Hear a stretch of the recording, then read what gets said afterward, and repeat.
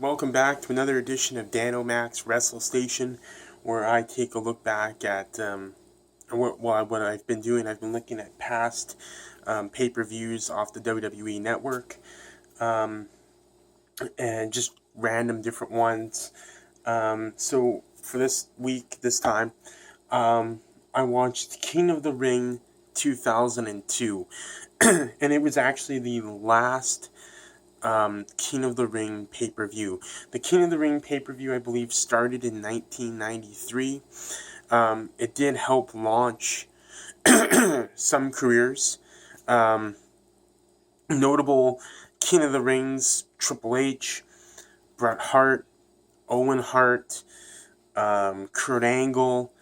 I would say the King of the Ring pay-per-view, in its, I guess, would that be 9-year existence? It really helped launch Stone Cold Steve Austin. Of course, him winning the King of the Ring in, I believe, 96 against Jake the Snake Roberts in the finals was where the famous Austin 316 speech was given, started the whole Austin 316 gimmick, and really was the beginning of Stone Cold becoming the mega star he ended up being. I don't know if the King of the Ring did that, gave as much of a boost to somebody as it did Stone Cold. But anyways, here in 2002, I believe it's the semifinals that were taking place. Yeah, semifinals were taking place here on the pay-per-view card, and all the other first round matches all took place between Monday Night Raw and SmackDown. So yeah, there was a few semifinal matches on here, and this is what kicked off the show. A semifinal match between Rob Van Dam and Chris Jericho. This match went about 15 minutes, and it was great. Like, Jericho and RVD, I feel like, have such similar styles at this point, and they just had a great match. There was one in the beginning, they were just kind of exchanging arm drags and kind of like some fast chain moves, and they did this thing where they went like a double drop kick. They both tried to drop kick each other, and their drop kick countered like the other guy's drop kick. And to me, I love this match. It was my favorite match of the whole card, and it was almost hard for anything else personally to top this match. And the rest of the way, everything, I just didn't feel like anything else could touch that match. I just really enjoyed the whole thing. I think they worked well together, and they just put on a great match. It wasn't too much brawling. It wasn't too much technical. It wasn't too much high flying. It was just a perfect blend of just everything, and it was just a solid match. Next up would be Brock Lesnar with Paul Heyman against Test. And another... and I guess I should mention RVD picked up the win over Chris Jericho. So he advanced to the finals. So then it was Brock Lesnar and Paul Heyman against... Brock Lesnar with Paul Heyman against Test. This was a bit of a shorter match, just under the 10-minute mark.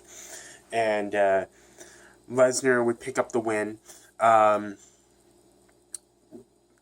This match really made me realize that, Lesnar is capable of having a good match that isn't just him giving 85 suplexes. Like, him and Test had actually a decent match where Lesnar wasn't giving suplex after suplex after suplex. So, Lesnar really is capable of having a good match.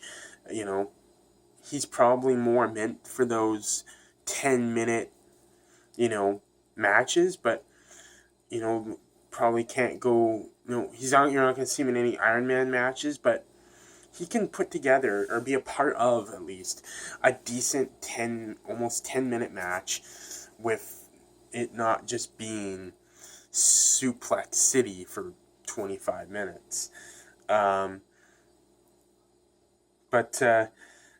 Anyways, Test was about to get the win when Heyman went up onto the apron, and he kind of like pulled Test around to like get his attention. He put his arm on Test and like swung him around by the shoulders, so Test like turned around to face him, and Heyman got pushed off, or he dropped off the apron. And when Test turned his attention back to Lesnar, he gets picked up for the F5, and that's it. Lesnar picks up the win there. He advances to the finals, so it's going to be RVD versus Brock Lesnar for the King of the Ring later on in the card. The next match was Jamie Noble with Nydia. I believe she was the female winner of the first Tough Enough. The first Tough Enough, there was a male winner, which was Maven, and a female winner, which was Nydia. And she was with Jamie Noble in his corner as he took on the Hurricane for the Cruiserweight Championship. And here we go now in WWE. We're probably going to be getting back the Cruiserweight Championship. I feel like that's a separate video, but I feel like Monday Night Raw currently today needs the Cruiserweight division, needs the Cruiserweight Championship, because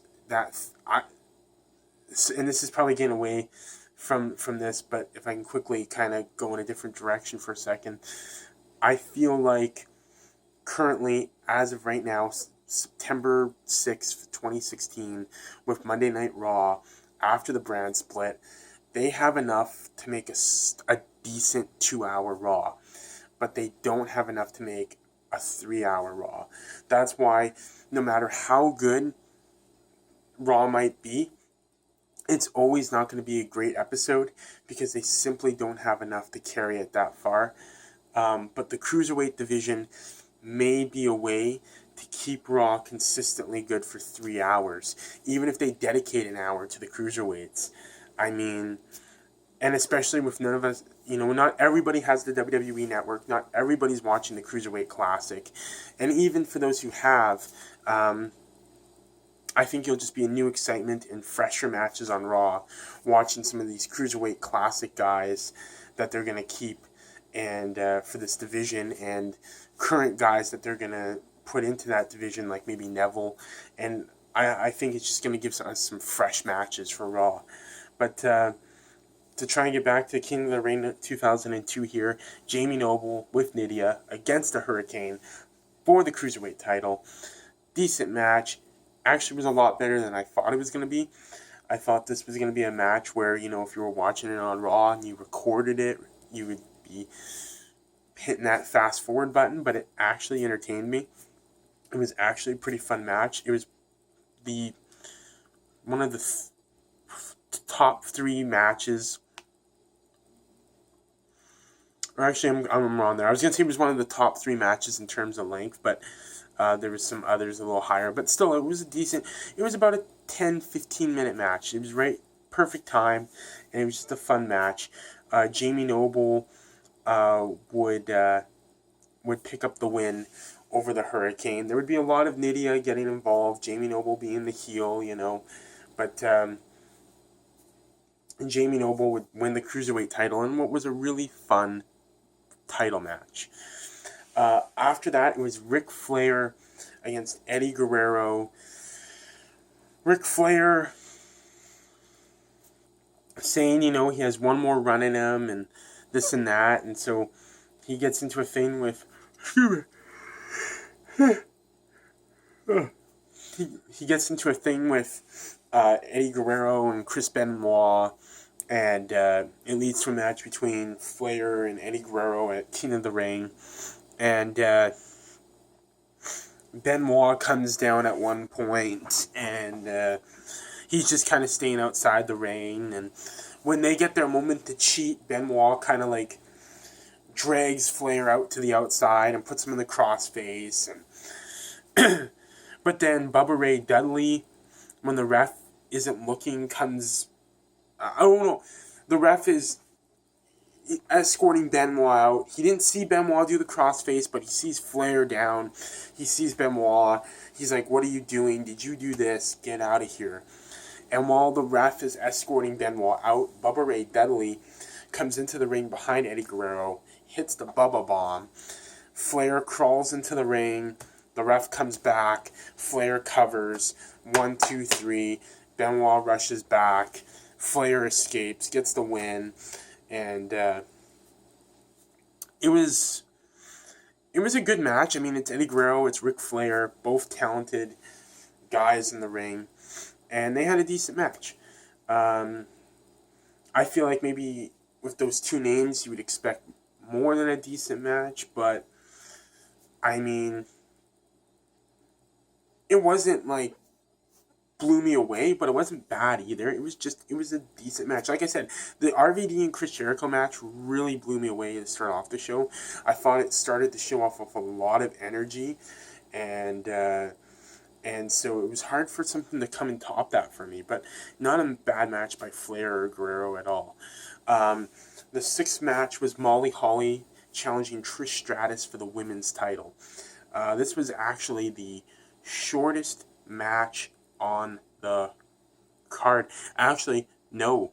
Yes, it was the shortest match on the card by 3 seconds. By 3 seconds. Molly Holly was the heel. Trish Stratus was the face. Excuse me, I'm checking. I have the card here on a laptop. If I'm not looking at the camera at some point. Yeah, it was Molly Holly the heel against Trish Stratus the champion, the face. And Molly Holly won by holding Trish's tights. Cheat to win, got Molly Holly the title, and sorry about that, guys. It got Molly Holly the title, and I don't really know what the plans were past this point, but yeah. Molly Holly picked up the win. It was a short match. It was 5 minutes, and give you the exact time, it was 5 minutes and 41 seconds, and it was just short. There's not much more to say about it. Molly Holly, like I said, won by holding the tights, and it got Molly Holly the title, and she cheated, and so Trish still has claim, and it probably just allowed them to carry the story on and allow Trish to maybe get the belt back. I can't remember I'm not sure what progressed afterwards, but yeah, it was a short match. Next up was Kurt Angle against Hollywood Hulk Hogan. I believe this is building up to Hogan and McMahon at Mania. I believe it was Mania 20, because they billed it as 20 years in the making, Vince and Hogan. So I believe it was Mania 20 or 21. I think it might have been 21. 20 or 21. Hogan wanted to retire. The storyline going into this was Hogan wanted to retire. But Vince says Hogan's not retiring, and Hogan says, after everything I've done, the one last thing I need to do is face Vince McMahon. But Kurt Angle kind of puts his nose into the whole equation, and so Hogan wants to face Angle. They have a decent match, about a 10-minute match. In the end, Angle gets Hogan in the ankle lock. I don't know. Angle wins. He wins with the ankle lock. He wins by submission. He has Hogan probably in the ankle lock for a minute to 2 minutes. He has him in the ankle lock for quite a bit of time. Hogan nearly escapes it half a dozen times. So, I mean, they didn't just have Hogan tap. They put over, I guess, Hogan and his strength and his toughness, that Angle didn't just slap it on and he was slapping his fist. He fought this thing for 2 minutes minimum, probably maximum 2. It was probably no more than 2 minutes, but it felt like a long time. But I don't know. It always just Hogan didn't lose much, and I don't know. I just felt like it was just really weird for Angle to pick up the win over Hogan. I mean,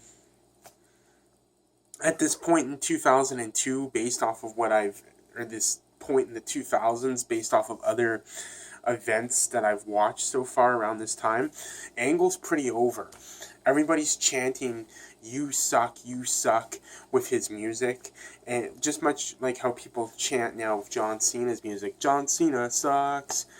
John Cena sucks. Like, he's at that point. The fans kind of have that respect for him. They know who he is. And really, I don't know why Angle went over in this match. Maybe, I don't know. But maybe it was because Hogan's on his way out. He's going to have his last match with Vince. So you might as well build up the talent that's staying. How many more years Angle stayed after this, I can't remember. But maybe that was the thought process. Anyways, about 12-minute match. And it was decent.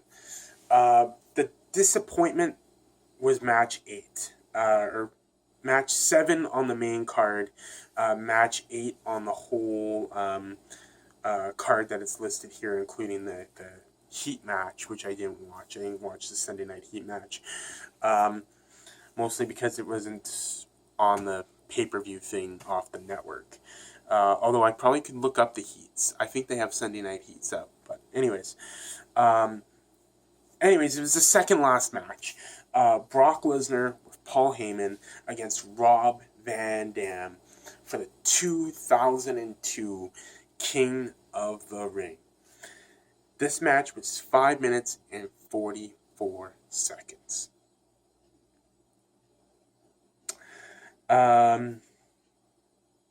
Probably about 5 minutes too short. Like, I don't know, to me, a decent match that will be enjoyable, that will tell a good story, that will have people saying, yeah, that was a good match. It goes about 10-15 minutes. I mean, for a main event match, a huge match, a title match, 20-25 minutes kind of gives it that extra oomph, that extra importance. Like, and just allows you to tell a little bit more of a story, which you should for a big title match. But 5 minutes is just not enough.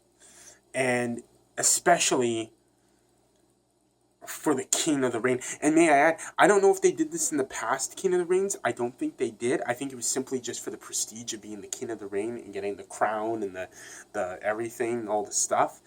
The crown and the cape and whatever. But on this one, they did the King of the Ring. And if you became King of the Ring, it granted you a WWE Undisputed Championship match at SummerSlam.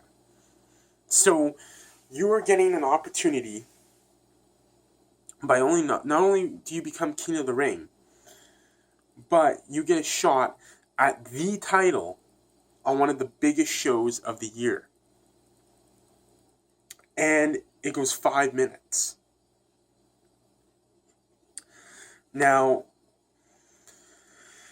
Brock Lesnar wrestled in the second match of the card. We are now 4 matches later. 4 matches later. He's had time to rest. His first match was 8 minutes. Rob Van Dam's match was about 6 minutes longer. They are more than capable after at least over almost 40 minutes later. There was like the matches after just the match times alone were probably 40 minutes. Never mind backstage segments, entrances, and commercials, and all this and that. He had probably a decent amount of time to go to the back, sit down, have a drink of water, stretch, do what he has to do, and be ready to come out. And do at least 10-15 minutes. for a prestigious match like the King of the Ring that's also getting a title shot tagged onto it. It was a short match. Lesnar won. I mean, our Paul Heyman, distracted RVD. He interfered. Lesnar ended up, capitalizing with an F5 off a distraction, and Lesnar picked up the win. But it was disappointing that match. I mean, unless it was poor booking and they didn't have time, then they should have given more to the King of the Ring. They should have simply given more to the King of the Ring, and it's just unfortunate.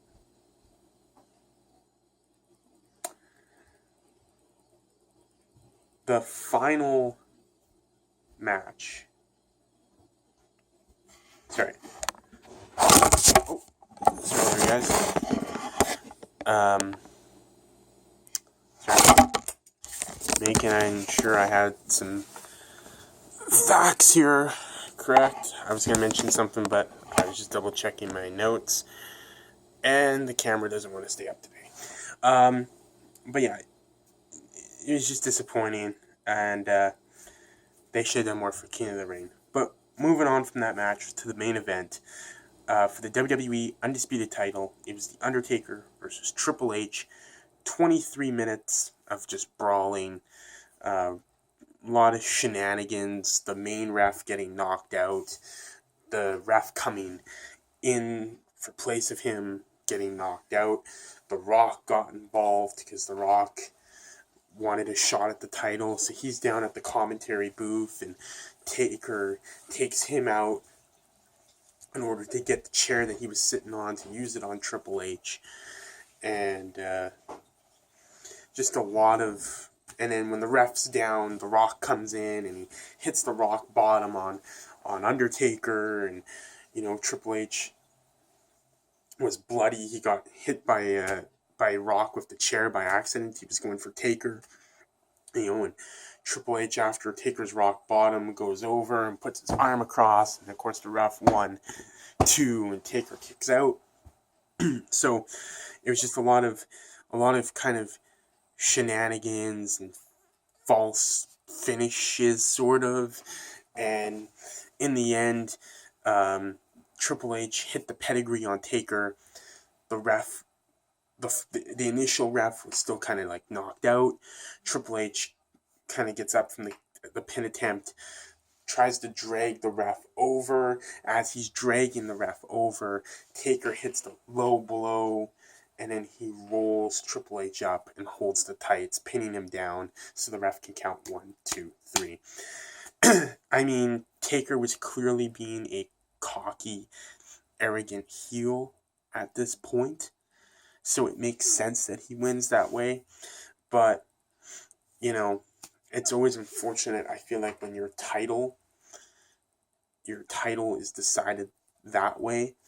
At least hit the last right powerbomb, hit the choke slam, give him the tombstone.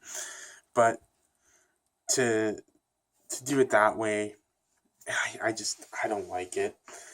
But it makes sense because he's the heel, and that's how a heel retains his title, But it just, I don't know, I feel like it just tarnishes a good 20, this was almost a 25-minute match, a battle, and it just, I feel like tarnishes that a little bit with a finish like that. By no means does Taker need to win, honorably, but if the ref's down or whatever, why don't you just, I don't know, put the chair down, choke slam Triple H on the chair, and then you can say it's because of that, But anyways, that was King of the Ring 2002. And overall, not a bad pay-per-view. I'd give it a 7 out of 10. And that's my review of it. I enjoyed it. And If you have any suggestions of which pay-per-view I should watch next, you can leave it in the comments below. I'm Dan O'Mac, and I'll be back soon with another WWE pay-per-view review.